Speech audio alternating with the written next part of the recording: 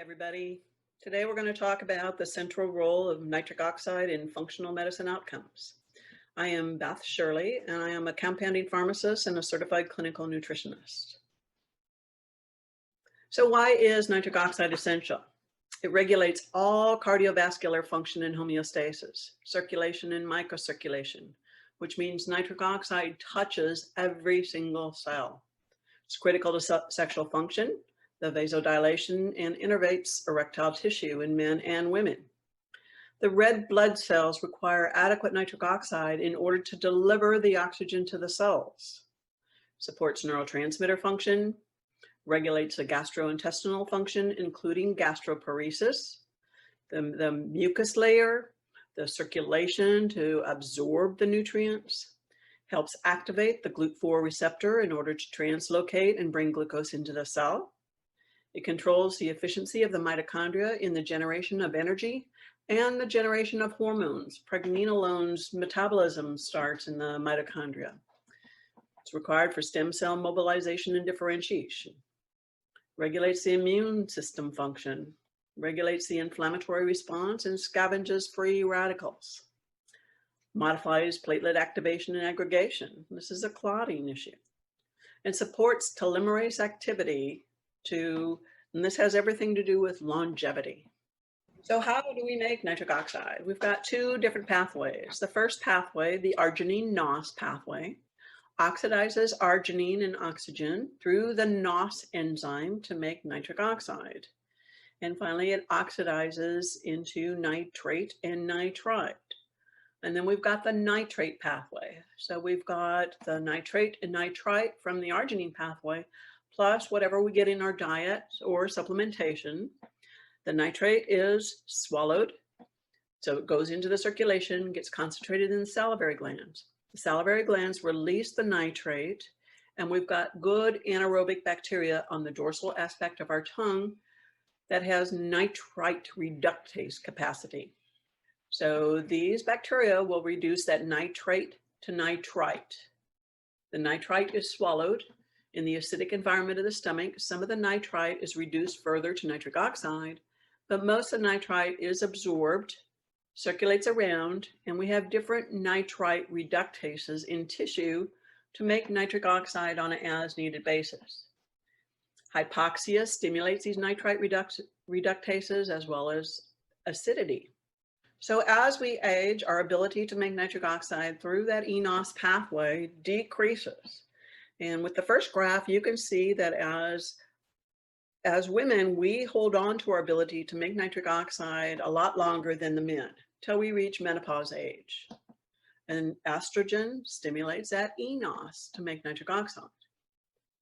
So as we age, our ability to make nitric oxide decreases. By the time we're 40, it's about 50% capacity to generate nitric oxide. By the time we're 60, we're only able to produce 15% of the nitric oxide that we were producing when we were 20. So that is why it's so critical to support the nitrate to nitrite to nitric oxide pathway to optimize the nitric oxide and prevent all these cardiovascular complications. So what are the factors affecting nitric oxide production? Aging, we just talked about that. The diet, the standard American diet, devoid of nitrate-rich veggies. Exercise or the lack of exercise increases our production of nitric oxide. We have the myoglobin has nitrite reductase activity to increase when we need it. Medications, antidepressants, antibiotics, NSAIDs, birth control pills, PPIs decrease the production of nitric oxide through both pathways. Pollution, anything that increases oxidative stress, decreases our production of nitric oxide. Even glyphosate uncouples the NOS enzyme. So what I mean by uncoupling the NOS enzyme, when it is uncoupled, it becomes a superoxide generating enzyme instead of a nitric oxide generating enzyme. And when you're increasing the oxidative stress, this actually uncouples that NOS enzyme even more. Genetics, and I'm not just talking about the NOS, the NOS SNPs, anything that increases oxidative stress. your SOD SNPs, catalase SNPs, your HFE SNPs, anything that interferes with the production of BH4, your DHFR SNPs, your QDPR SNPs. If you've got any type of MTHFR SNPs, you are by definition nitric oxide deficient. And then we've got the big one, stress. Stress uncouples the NOS enzyme. So nitric oxide in stem cells. Stem cells are unprogrammed, unspecialized master cells, which have the potential to develop into other kinds of cells. So they help repair the body. They are required for our body to heal. But they require nitric oxide. So nitric oxide supports stem cell viability. It regulates stem cell differentiation, stimulates their proliferation, and supports the migration. So nitric oxide is essential in order for stem cells to go to where they need to go and do what they need to do. So hyperbaric oxygen therapy increases nitric oxide. This affects certain enzymes in the bone marrow, which then stimulates these enzymes to release stem cells. It stimulates the bone marrow to have increased stem cells. So aging is a loss of hormones, and aging is a loss of nitric oxide. This is an awesome diagram. So this shows how nitric oxide is affecting the brain to stimulate the production of hormones, which go on to stimulate other organs to produce more hormones that positively impact eNOS to increase the production of nitric oxide. So as you can see on this, there's only two hormones that negatively affect eNOS, and that's your glucocorticoids from your stress and your prolactin. So thyroid, nitric oxide deficiency expressed as cold extremities. So an enzyme called NADPH oxidase, the NOx enzymes, in the thyroid, these NOx enzymes are called DUOX1 and DUOX2. These enzymes increase superoxide, the reactive oxygen species, and the hydrogen peroxide. Environmental toxicities, mold exposure, mast cell activation, stress, chronic infections, or inflammation contribute to the upregulation of this NOx and DUOX, which increase the reactive oxygen species. When you increase the production of reactive oxygen species, you're increasing the oxidative stress, which downregulates the production of nitric oxide. So your TPO enzyme requires a specific amount of the hydrogen peroxide, and too much interferes with that action. So nitrites and nitric oxide inhibit the NOx and DUOX enzymes. Supporting the nitrate to nitrite to nitric oxide pathway may be an underutilized thyroid therapy due to its role in decreasing the production of superoxide and other reactive oxygen species by optimizing nitric oxide levels, scavenging reactive oxygen species, and supporting healthy circulation and microcirculation. So in the metabolic system, nitric oxide regulates carbohydrate metabolism and insulin production. It's emerging as a central regulator of energy metabolism and body composition. Insulin initially stimulates eNOS activity, increasing nitric oxide production. But insulin resistance decreases eNOS phosphorylation, which increases NOS uncoupling. This causes loss of endothelial function, increased expression of VCAM and other adhesion molecules, and increased oxidative stress. And remember I said that when you increase oxidative stress, you uncouple NOS more, increasing more oxidative stress. So we're on a bad, vicious cycle here. The GLUT4 receptor requires adequate nitric oxide in order to translocate, bringing glucose into the cell. Hemoglobin A1C binds tightly with the available nitric oxide, so this basically renders the nitric oxide not bioavailable. So it's not available to do all these other good things. Blood sugar dysregulations and oxidative stress affect the NOS pathway in a way that the nitrate to nitrite to nitric oxide pathway is not affected. The adrenal glands Stress initiates the fight, flight, freeze response, while all the other non-essential functions like sex drive, reproduction, and digestion are acutely diminished. The adrenal glands require adequate nitric oxide in order to work effectively. And the glucocorticoid production in the adrenal glands is increased in the absence of nitric oxide. So cortisol is the only hormone that naturally increases with age. So cortisol inhibits both INOS, thus the immune impairment, and the ENOS, the cardiovascular complications that we see with stress and age. Cortisol increases the reactive oxygen species, increasing net oxidative stress. Cortisol decreases the synthesis of BH4, which increases NOS uncoupling. And so all of these decrease the production of and or make nitric oxide not bioavailable. And DHEA is a prohormone which metabolizes into other estrogens and testosterone. It directly increases nitric oxide production by the activation of eNOS. And low DHEA levels are associated with a higher risk of ED in men and low sexual responsiveness in women. The sex hormones, nitric oxide regulates hormone release in the hypothalamic-pituitary axis. It triggers the pulsatile release of LHRH, which mediates the LH release. Then LH goes on to stimulate the production of steroid hormones from the testes, the testosterone, and the ovaries, the estradiol. And estrogen stimulates eNOS. Estrogen declines with age, with a resulting decrease in NOS function around menopause. And that's why 85% of the women in the US are hypertensive by the age of 85. And progesterone acts directly to stimulate eNOS, increasing nitric oxide production. And some recent studies have shown that nitric oxide could extend fertility. Nitric oxide appears to slow or reverse the aging of eggs in mouse ovaries.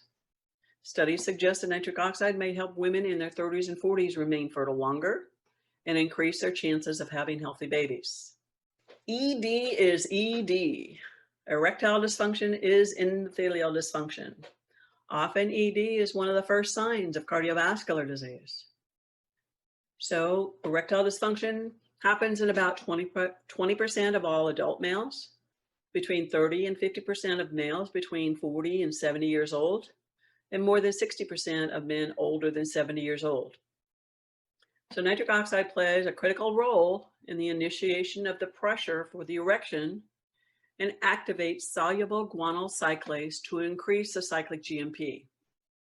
This cyclic GMP relaxes smooth muscles for engorgement.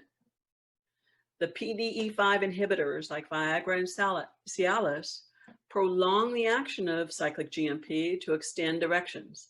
They do not cause the erections. You must have adequate nitric oxide in order to get the erection initially. So these drugs are not effective in almost 50% of the men treated. Testosterone deficiency induces endothelial dysfunction. Deficiency can lead to erectile dysfunction and or vascular dysfunction. So there's a dual action of testosterone. It modulates the nitric oxide cyclic GMP signaling by upregulating NOS. Testosterone also modulates the PDE5 activity, maintaining the homeostatic mechanisms of erections. I want to caution on the use of aromatase inhibitors, the anastrozole, the letrozole, that sometimes they're put in testosterone compounds for testosterone replacement therapy for men, and the DHT blockers, the 5-alpha reductase inhibitors that are used for BPH and hair loss. Both of these may decrease production of nitric oxide and increase occurrence of ED and cardiovascular complications. On female sexual health, research shows that in the US, between 25 and 60% of women experience some sort of sexual dysfunction. Female genital arousal response is all mediated by nitric oxide. Nitric oxide is a potent vasodilator of clitoral, labial, and vaginal tissue, just like with the men. It increases blood flow in response. The increased blood flow means better orgasms. And nitric oxide decreases anxiety, which increases sexual pleasure.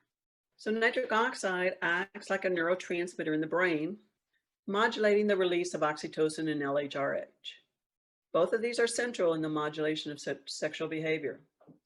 So oxytocin, the cuddle hormone, the love hormone, increases nitric oxide through the NOS pathway, and in turn, orgasms increase oxytocin. However, you must have adequate nitric oxide in order to have an orgasm. So nitric oxide is involved in the creation of long-term memory. Memory and libido are closely connected. It enhances the ability to remember sex scents, the pheromones. Following sexual stimulation, it's nitric oxide that modulates lubrication. So as women, if we can't respond, if we're unable to feel and we're not lubricating, do you think we really think or want sex? Probably not so much. So SSRIs inhibit NOS, decreasing nitric oxide production, and blocks arousal in both men and women. So this leads to issues with desire, arousal, ejaculation in men, and orgasm in both men and women.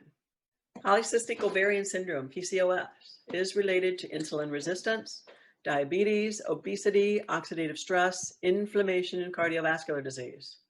All of these are mediated by nitric oxide. So increased oxidative stress increases NOS uncoupling. It decreases Treg cells, and they modulate the immune system, maintain tolerance to self-antigens, and prevent autoimmune disease. All of these are regulated by nitric oxide. PCOS increases ADMA, asymmetric dimethylarginine. This decreases the arginine bioavailability, competes with arginine in the NOS enzyme and uncouples NOS. ADMA plasma levels predict all causes of mortality.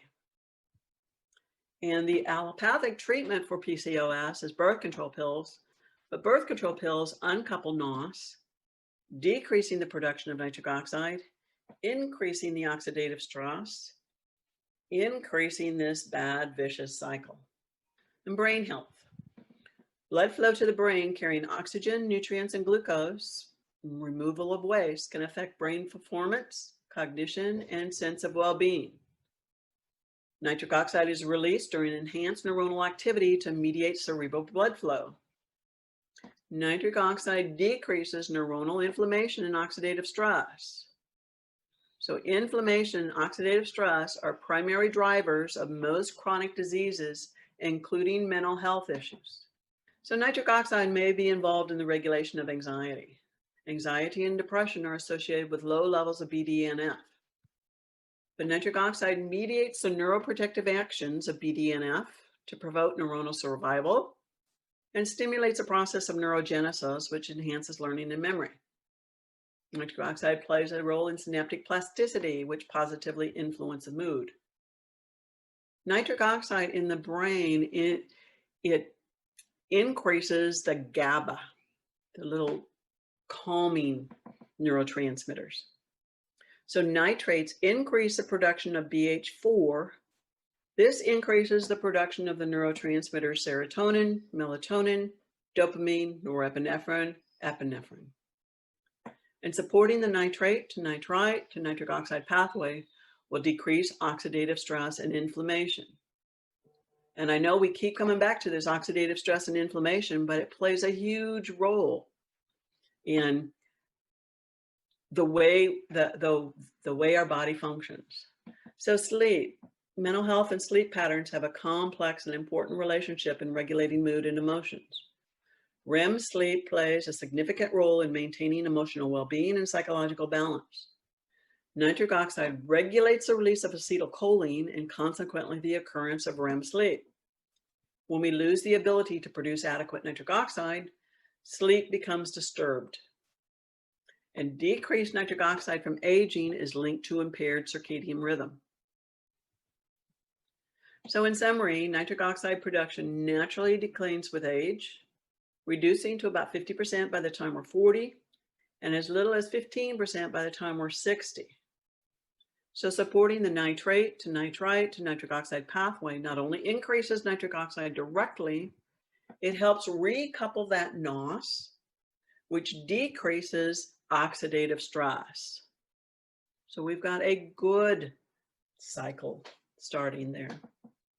So thank you for listening. I will take questions now if anybody has any.